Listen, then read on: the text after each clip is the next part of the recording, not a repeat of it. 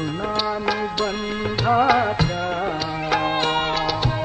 इथून पडल्या गाठी भेटीत रुष्टता मोठी त्या कातर वेळा थरथरतील कधी आठवी त्या तिन्ही सांजाच्या आठवणींच्या प्रहरी त्या तिन्ही सांजाच्या आठवणींच्या प्रहरी कितीदा आलो गेलो. नमस्कार. शब्दसुरांवर प्रेम करणारे आपण सर्व रसिकजन आणि व्यासपीठावरचे सर्व मान्यवर, आपल्या सर्वांना माझा प्रेमपूर्वक नमस्कार.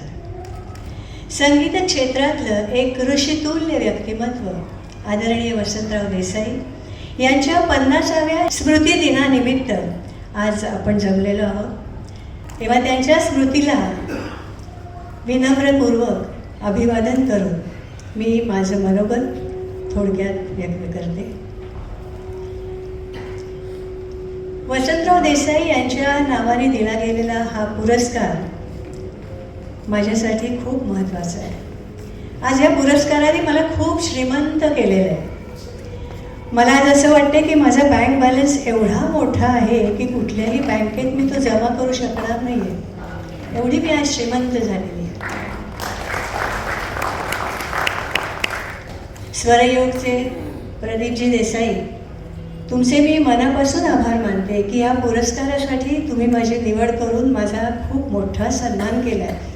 एवढा मोठा सन्मान आयुष्यभरात मला कधी मिळाला नाही, मिळणारही नाही, इतका हा मोठा आहे माझ्यासाठी.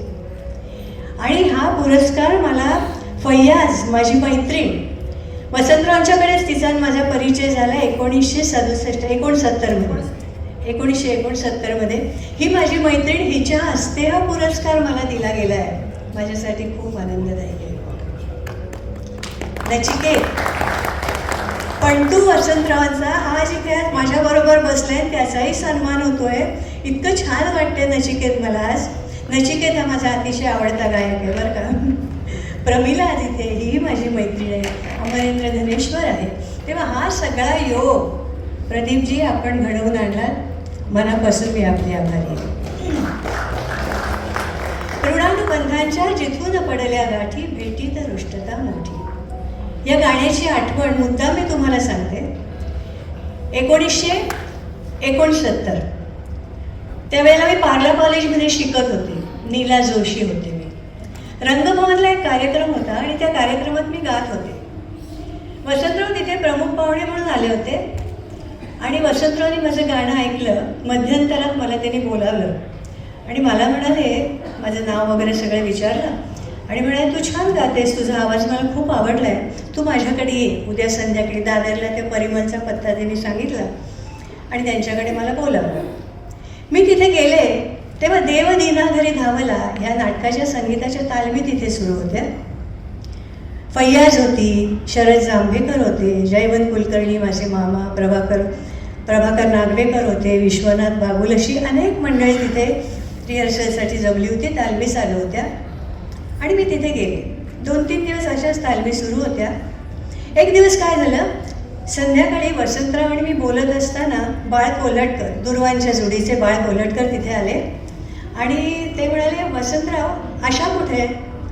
तर ते म्हणे, आशा म्हणजे आशा काळे बरं का, त्या नाटकात ती काम करत होती देवदीनगरीमध्ये. तर आशा कुठे? तर ते म्हणे, आशा इथे नाही आहे. मग म्हणे, मी आशाचा आत्ता इथे आवाज ऐकला. तर ते म्हणे, तो आशाचा आवाज नव्हता, आमची नीला बोलत होती. आणि त्याच वेळेला त्या दोघांनी म्हणजे बाळ कोलटकर आणि वसंतरावनी असं ठरवलं असणार मनामध्ये की आता ह्या गाण्याचा प्लेबॅक जो आहे आशा काळेसाठी नीलाचा आवाज आपण वापरायचा. पण वसंतरावांची एक पद्धत होती, फैयाज तुला माहिती असेल, की रेकॉर्डिंग स्टुडिओत जाईपर्यंत आपल्याला ते सांगायचं नाहीत कोण काय गाणार, सगळ्यांना सकाळी शिकवायचे. वसंतरावांचं घर हे आमच्यासाठी संगीताची मठी होती. वसंतराव एक व्यक्ती नव्हती, वसंतराव एक विद्यापीठ होतं आमच्यासाठी. रेकॉर्डिंगचा दिवस आला. बॉम्बे लॅबमध्ये शर्मांच्याकडे रेकॉर्डिंग होतं, ते BN शर्मांच्याकडे रेकॉर्डिंग होतं आणि ते गाण्याची रिहर्सल झाली आणि वसंतरावनी मला बोलावलं म्युझिशियनची रिहर्सल झाली, मला बोलावलं, मला म्हणाले म्हण. आणि उदयराज गोडबोले होते. उदयराज गोडबोले त्या नाटकात कृष्णाची भूमिका करत होते. मला म्हण म्हटल्यावर मी खूप घाबरले. माईक समोर उभं केलं आणि जेव्हा म्युझिक सुरू झालं तेव्हा उदयराज गोडबोले गात होते, मी गात नव्हते. त्याने मला हेडफोन लावला होता पण मी गात नव्हते.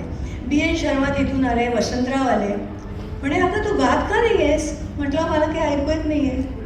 मग वसंतराव स्वतः तो हेडफोन लावून बघितला आणि मला म्हणाले बाळा तो ऑफ आहे, तो चालूच केला नाही आहेस, तू तुला कसं ऐकू येणार?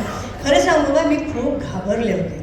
माझी पहिलीच वेळ होती ती अशी हेडफोन लावून गायचं. आणि लाईव्ह असायची ना पूर्वी रेकॉर्डिंग, म्युझिक ट्रॅक आणि नंतर डबिंग असं काही नव्हतं. समोर शिवकुमार शर्मा, झरीन दारुवाला, नंतर आपले हरिप्रसाद चौरासिया, रमाकांत म्हापसेकर, असे सगळे मोठे मोठे म्युझिशियन दिग्गज. आणि तिथे मी गात होते त्यांच्याबरोबर. मला खूप दडपण आलं. मी वसंतरावला म्हटलं तुम्हाला खरं सांगू का, अहो मला नका हे गाणं घेऊन मी घरी जाते.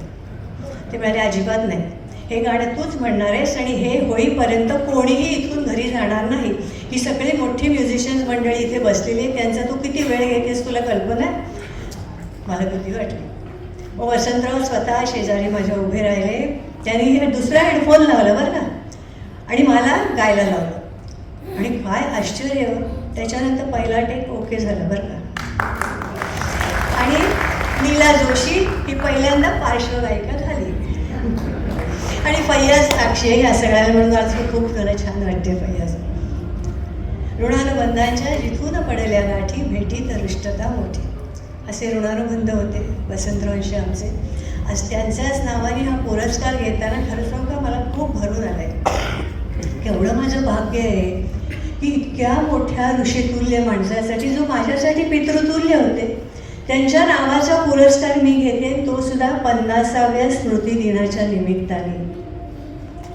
मंडळी, खरं म्हणजे मला खूप बोलायचं आहे पण मला नाही बोलवत आहे. असंख्य आठवणी वसंतरावांच्या आज माझ्या डोळ्यासमोर येत आहेत, सांगाव्याशा वाटतात, पण ही वेळ आठवणी सांगण्याची नाही आहे ना, त्याच्यामुळे मी इथेच थांबते. पण प्रदीपजी, मनपूर्वक धन्यवाद आपल्याला.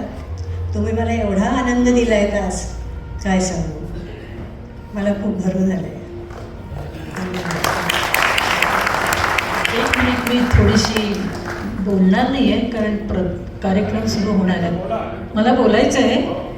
नाही, मला त्याने सांगितलं 20 मिनिटात आटवायचं आहे म्हणून एक सांगते. त्याच्यानंतर वाळ कोलटकरांचं आणखीन एक नाटक आलं, एखादी तरी स्मितरेषा. त्याच्यातसुद्धा आशा कार्यासाठी माझाच प्लेबॅक होता, 2 गाणी होती आणि ती सुद्धा वसंतरावांच्यामुळेच मला गायला मिळाली होती. नीला रवींद्रला हा पुरस्कार दिला, अतिशय आनंद झाला. आणि नचिकेतला दिला कारण नचिकेत माझासुद्धा आवडता गायक आहे. अनेक कार्यक्रमात त्याचं मी गाणं ऐकते. जेव्हा मला कळलं की हा वसंत देसाईंचा पणतू आहे, त्यामुळे म्हणजे काही विचारूच नका. आशीर्वाद आहेत आमचे, तुला भरभरून आशीर्वाद आहेत. आणि वसंतरावांच्या संगीत मठातनंच जे जवळजवळ 69 ते 75पर्यंत मी त्यांच्या संगीत मठामध्ये वसंतरावांच्या मी काम केलं आहे, त्यामुळे मी भरून पावलेली आहे. आता नीलाविषयी बोलायचं म्हणजे 69 सालीच आमची दोघींची भेट झाली. ती तिथेच परिमलवरच झाली भेट. ही जयवंत कुलकर्णीची भाची आहे आणि आमच्या ग्रुपमध्ये तेव्हा जयवंत कुलकर्णी गायला गायचे बरं, म्हणजे जी काही गाणी असतील ती. आणि त्या दिवशी आम्ही सगळेच बसलो असताना ही तिथे आली आणि हिने जयवंतनी ओळख पण करून दिली आणि ही गायली तिथे. आणि वसंतरावांना अतिशय आवडलं म्हणजे त्यावेळेस. आणि आतासुद्धा तुम्ही ऐकलं, आवडतं, तुम्हाला आवडलंच असेल गाणं. आणि ही गात नाही हल्ली, याचा मला राग आहे तिच्यावर. ती गात नाही अतिशय. आणि निवेदिका असल्यामुळे बघा किती सुंदर बोलते ती, सुटसुटीत आणि किती छान स्पष्ट. आत्ताची मराठी ऐकताना मला त्रास होतो. म्हणजे जे कोणी बोलतं ना ती मराठी ऐकताना मला त्रास होतो, कारण शहामृगातला श आणि षटकोनातला श हे कुणालाही कळत नाही आजकाल. त्यामुळे तू इतकं सुंदर बोललीस, सुटसुटीत बोललीस, छान बोललीस. आणि एक निवेदिकेला एक विशिष्ट प्रकारचं एक बोलणं लागतं, अतिशय मार्दवता लागते बोलण्यामध्ये. ते सगळं तुझ्यामध्ये आहे. आणि आणखी एक मला खंत वाटते, प्रत्येक कलावंताला आयुष्यात अशा खूप अशा संधी येतात, पण त्या सुटतात कळत नकळत. आपल्याला करता येत नाही. म्हणजे इथं आलेला घास असा सुद्धा आपल्या तोंडात जात नाही. असं तर सोडा, पण असा सुद्धा जात नाही. तर ही ज्या वेळेला वसंतरावांच्याकडे आली त्यावेळेला हे गाणं तर तू गायलीच म्हणजे त्यावेळेला.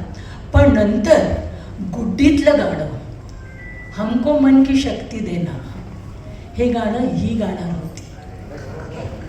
हे कुणालाच माहिती नाही आहे, कारण तिला रिहर्सलला सुद्धा वसंतरावांनी बोलवलं होतं. आणि वसंतरावांनी आमच्या समोरच म्हणजे बोलणं झालं की त्या सिनेमातली जी हिरोईन आहे, जी आहे अभिनेत्री, ती किशोरवयीन आहे.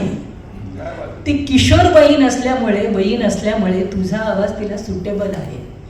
तेव्हा ते हमको मन की शक्ती देना हे गाणं गायचं होतं तिला. पण बघा ना, हे सगळं इथं घेऊन यावं लागतं. हो, इथे असेल तर योग म्हणतो आपण. हिला त्यावेळेला हिची परीक्षा होती कॉलेजमध्ये आणि त्या फायनल होती, त्यामुळे ती त्या रेकॉर्डिंग म्हणजे रिहर्सलला पण जाऊ शकली नाही आणि गाऊसुद्धा शकली नाही. नंतर बाणीनं ती गायली आणि ते गाणं इतकं गाजलं. आजही हमको मन की शक्ती देणं आपण प्रत्येक शाळेमध्ये ऐकतो. 15 ऑगस्टला ऐकतो, 26 जानेवारीला ऐकतो, शाळेच्या गॅदरिंगमधनं ऐकतो, मुलांच्या शाळेमध्ये मुलं मुली सगळे गातात. पण मला जितकं दुःख तुला आहे ना, तितकीच माझ्याही मनाला खंत आहे की चांगली संधी गेली. ते गाणं तुझ्या आवाजात जर झालं असतं तर एक वेगळी लीला लोकांना दिसली असती, लोकांना ऐकायला मिळाली असती. पण ठीक आहे, हेही नसेल थोडके की ते दुसरं गाणं पण तू गायलीस, तेही लोकांच्या आहे लक्षामध्ये. आणि निवेदिका म्हणून तू लक्षात आहेस. आणि तू फक्त गात नाहीस एवढा माझ्या मनाला थोडासा राग आहे थोडासा, पण ते गायला पाहिजेस तू. आणि तुला हा जो वसंत देसाईंचा पुरस्कार मिळाला आहे तर तूही भरून पावलीस. आम्हालाही आनंद झाला आहे. प्रमिलाताई आमच्या ग्रुपमध्ये किती वर्ष आम्ही बरोबर कामं केलेली आहेत. बालगीतांपासनं सिनेमा संगीतांपासनं सगळं आम्ही गायलो, वसंतरावांबरोबर दौरे केलेत. त्यामुळे आम्हाला आज तुम्ही इथं त्यानिमित्तानं सगळे आलात, वसंतरावांच्या प्रेमाखातर आलात. प्रदीपने आम्हाला प्रेमाने बोलवलं, तुम्ही प्रेमाने आलात वसंतरावांच्या. आम्ही सगळे इथे अमरेंद्र जे आहेत, त्यांचा तर अभ्यास खूपच दांडगा आहे. म्हणजे त्या गाण्याचा अभ्यास करून ती गाणी वाजवली जातात. हे किती मोठं श्रेय आहे तुम्हाला. खूपच छान.